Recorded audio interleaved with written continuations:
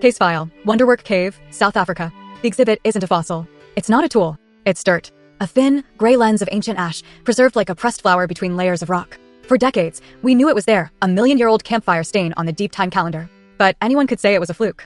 A lightning strike. A random wildfire that swept through the cave. How do you prove this wasn't an accident? How do you prove someone was home? The answer didn't come from a big discovery. It came when we put this slice of ancient floor under a microscope and cranked up the heat. Not real heat. Scientific heat. What we found inside changes the story of humanity forever. Imagine you're a detective and your only witness is stone. Your first clue is the ash itself. We see it in the lab, magnified 1,000 times. It's not a jumbled, chaotic mess like you'd get from a raging forest fire. No, it's laid down in delicate, paper-thin sheets. Laminar ash. Snowdrifts of ancient embers that never melted. That tells you the fire was low controlled. It wasn't roaring, it was glowing. But that's not enough. Maybe it was a burning tree stump that smoldered for weeks. We needed more. So we look deeper. We find tiny splinters of bone mixed in with the ash. We run our scanners over them, and the signature is unmistakable. They're calcined. The heat was so steady and so persistent that it cooked the fats and proteins right out of the bone, transforming its very mineral structure into a fragile, chalky substance called hydroxyapatite. A wildfire flashes hot and fast. It sears, it chars, but it rarely has the time to do this. This was a slow roast. Someone was cooking dinner, and they kept the fire going long enough to do it. And then we find the smoking gun. Inside the ash are tiny grains of quartz sand. To the naked eye, they look normal. But using a technique called Fourier transform infrared spectroscopy, don't worry, just think of it as a molecular scanner, we can see their surfaces have these strange, microscopic cracks. Thermal halos. Scars left behind only when sand is heated to between 400 and 600 degrees Celsius. Not hotter, not cooler. The exact temperature range of a campfire. We even checked the magnetic minerals in the dirt. A big, random fire scrambles them like a bad radio signal. But here, the magnetic signature was neatly altered, a clear sign of a sustained, localized heat source. This wasn't a fire that wandered in. This was a fire that was kept. It was caged. Caged 1 million years ago. For the first time, we had put a leash on the sun. This single act, keeping a patch of embers glowing, split our timeline in two. There was the world before fire and the world after. And once that flame was ours to control, it started a chain reaction that remade us from the inside out. Our bodies, our minds, even the way we speak. So what did that leash truly do to us? That's the cold case we're reopening today. The trail of evidence extends from that South African cave, jumping north and forward in time. Our next stop is a site called Gesher Benat Yaakov in modern-day Israel. It's about 780,000 years old, nestled by a long-vanished lake. And here, the clues aren't just in one spot. They're organized. They look intentional. Archaeologists found clusters of burned flint shards. Not big tools, but the tiny, sharp flakes that fly off when you're making them. Why were they all burned in one spot? Because these ancient toolmakers weren't just chipping away in the dark. They were gathered around the fire, using its light to see what they were doing. This was the world's first workshop, illuminated by firelight. And right next to these work areas, they found the leftovers from a meal. Charred seeds from water chestnuts. Roasted fish bones, mostly from a species of carp. Again, the burn patterns tell the story. The food wasn't incinerated, it was cooked. Systematically. This is the first definitive evidence of a campsite organized around a hearth. It's a kitchen map. You can almost hear the unspoken words passed down through generations. This is where we work, this is where we cook, and this is where we gather when the sun goes down. We do this again tomorrow. It's the birth of habit. The birth of home. Suddenly, around 400,000 years ago, the pattern explodes across Africa, Asia, and Europe. It's like a switch was flipped. We start finding reddened patches of soil, rufaction, in caves everywhere. We find clay floors, baked hard by repeated fires, creating stable living surfaces. Hearth rings, deliberate circles of stone, appear like punctuation marks in the story of every settlement. Fire is no longer a miracle. It's a technology. And it was changing everything. How? By becoming a quiet butcher and a silent chemist in every camp.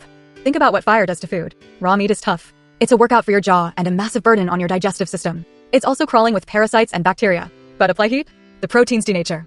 They unfold from their complex structures into simple, soft strands that are easy to chew and digest. Tough, starchy roots and grains are basically inedible to us raw. But heat gelatinizes those starches, breaking them down into simple sugars our bodies can absorb almost instantly. This is the cooking hypothesis, and it is one of the most powerful ideas in human evolution. Cooking outsources digestion. Instead of our guts doing all the work, the fire does it for us.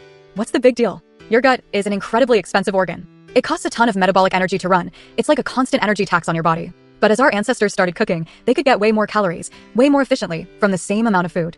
Evolution is ruthless. If you're not using something, you lose it. Over hundreds of thousands of years, our digestive tracts, our stomachs, our intestines shrink. That energy tax was suddenly lifted. And all that surplus energy had to go somewhere. So where did it go? It went straight up to the most energy-hungry organ in the known universe, the human brain. Your brain is only 2% of your body weight, but it burns 20% of your daily calories. It's a greedy supercomputer. The cooking fire was the power supply upgrade it had been waiting for. It allowed our brains to grow bigger, more complex, and to maintain that complexity. This didn't just make us smarter in an abstract way. It fueled the very things that make us human, long childhoods where we can learn, complex social structures, and the ability to plan for the future. We didn't just cook our food. In a very real way, we cooked ourselves. But fire is more than just a stove. It's also a clock. Before the hearth, The day ended when the sun set. Darkness belonged to the predators. It was a time of fear. But with a controlled fire, you push back the dark. You create a circle of light and warmth, a perimeter that any predator with an instinct for self-preservation will read as a clear warning. Stay away. For the first time, our ancestors had a safe space to exist after sunset. They owned the night. They had created a second shift. And what do you do with all those extra hours? You talk. Ethnographers studying modern hunter-gatherer groups like the Kalahari communities have noted a fascinating pattern. Daytime talk is all business, transactional. Who is hunting where? Which plants are ready for gathering? It's all logistics. But at night, around the fire, the conversation changes. It braids itself into stories, myths, legends. It's where moral lessons are taught, where plans for the next day are coordinated, and where the group's memory is rehearsed out loud until it becomes culture. Can you picture it? Back in Wonderwork Cave a million years ago? Tongues moving in rhythm with the flickering coals. Breath turning to mist in the cold night air. The first stories spoken into existence. Once you give humans time and heat, something incredible happens. They start to experiment. The hearth becomes a laboratory. In Ice Age East Asia, about 20,000 years ago, someone looked at the wet clay by the river, looked at the fire, and had an idea. They pinched the clay into a shape, a simple bowl, and set it near the embers. When they came back, it was no longer soft mud. It was hard. It was ceramic. They had just invented pottery. This wasn't just about making cups. This invention revolutionized diet. For the first time, you could boil water reliably. You could make tough grains and tubers into soft porridge. You could create infant food that allowed mothers to wean babies faster, changing the very rhythm of reproduction and population growth. Then, at a site called Dolní Věstonice in the Czech Republic, 29,000 years ago, the experiments turned from practical to profound. They weren't just firing pots. They were firing clay figurines. Venus figures with exaggerated hips, sculptures of mammoths and lions. This wasn't for survival. This was art. This was ritual. They were using the fire's transformative power to bring their ideas to life, to write their beliefs into the mineral world. The furnace gets deeper, hotter. The experiment's more ambitious. In the 5th millennium BCE, someone figured out that if you got a fire hot enough and fed it certain green rocks, it would bleed metal. Copper. A few thousand years later, by 3300 BCE, we were mixing it with tin to create bronze. And around 1200 BCE, we mastered the devilishly high temperatures needed to smelt iron. Each step required more control, more specialized knowledge. It gave birth to the first specialists, the smelters and smiths who listened to the language of heat for a living. And with them came power. New tools. New weapons. Trade routes connecting distant lands, all centered around controlling this powerful technology.